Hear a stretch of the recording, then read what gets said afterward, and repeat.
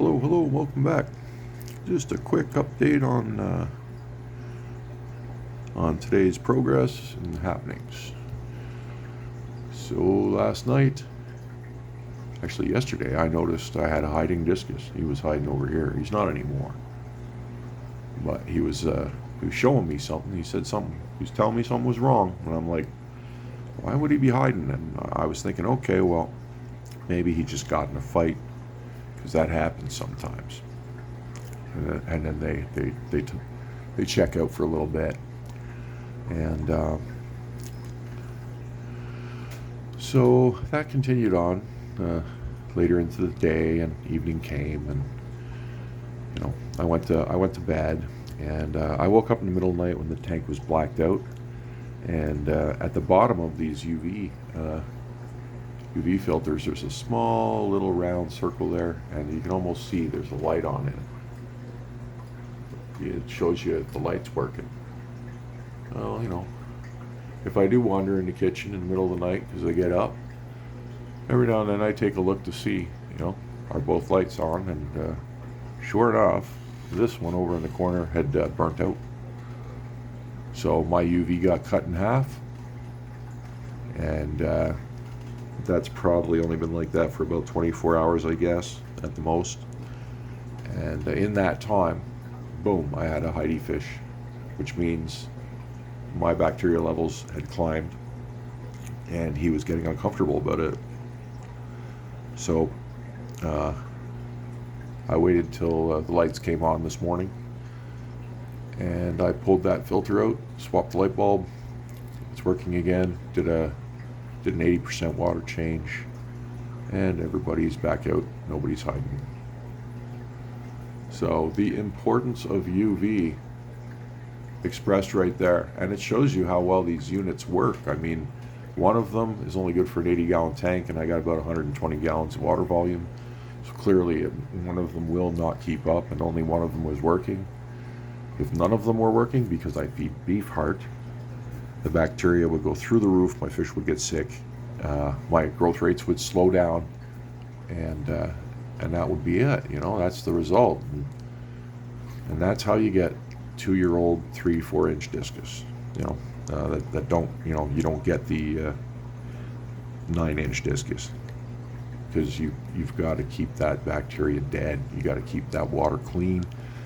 I dropped just one of these units, and there was a notable difference even in the clarity of my water this morning, because the bacteria was starting to run away, and the fish were responding to it, and that shit, they have to put up with that for too long. Their immune systems will just it'll fight it for a bit, and they'll recover, but their immune systems will constantly be fighting it, and they're spending their energy on that, and they won't grow.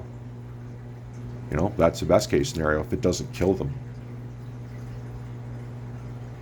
So in a big high populated tank, UV is important. In a small tank with just 2 fish in it, not so much, although I'm really starting to think I want to put a little unit in here for when the eggs are around, and that's probably going to happen. They laid eggs probably 24 hours ago. I've already got eggs turning white, so same routine.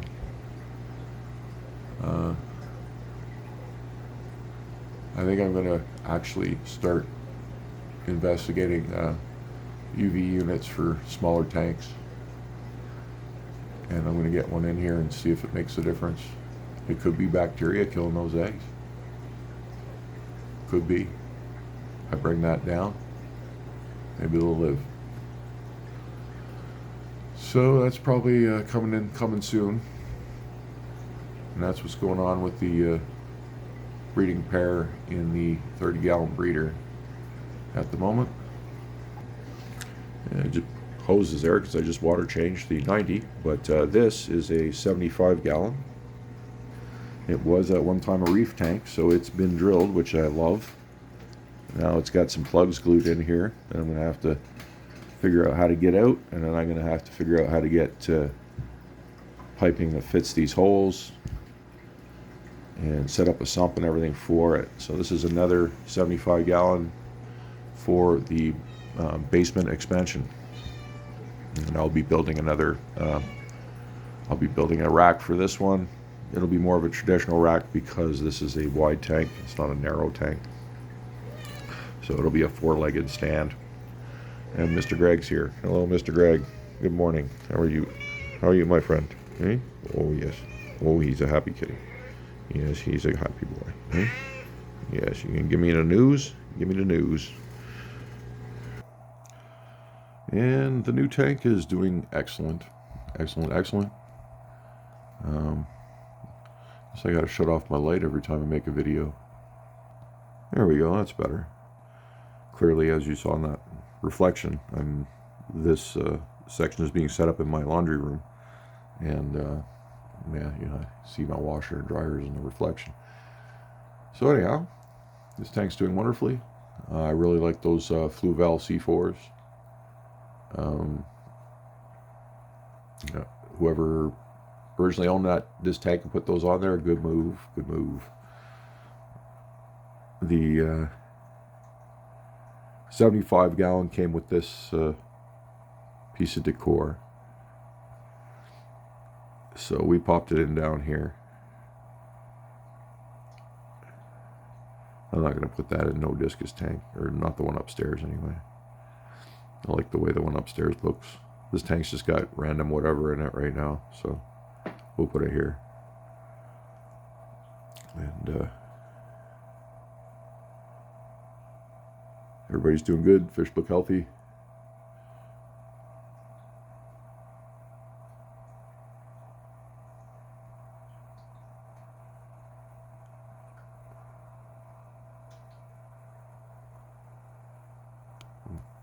Not aiming well. Rummy knows a rummy.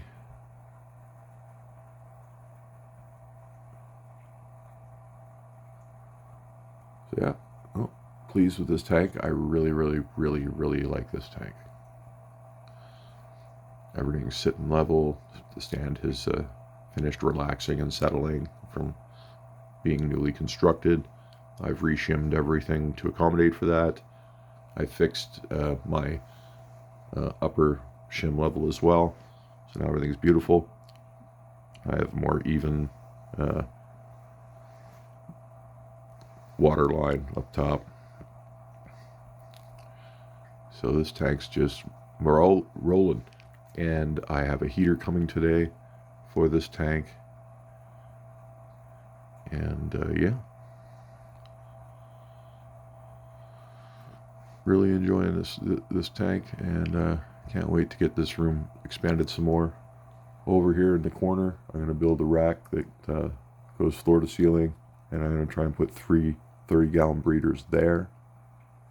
And then off to the left of us here on this white wall, I'm going to, further to the left, I'm going to have the 75-gallon on a 2x4 rack. And then I've got another wall to the right of me that is probably going to be dedicated to smaller tanks, racks with smaller tanks that I could probably fit at least 9 to 12 over there if I wanted to. So, and that'll be this fish room eventually. So, do stay tuned. I will keep you posted, and we will continue to expand. I hope you all have a wonderful day.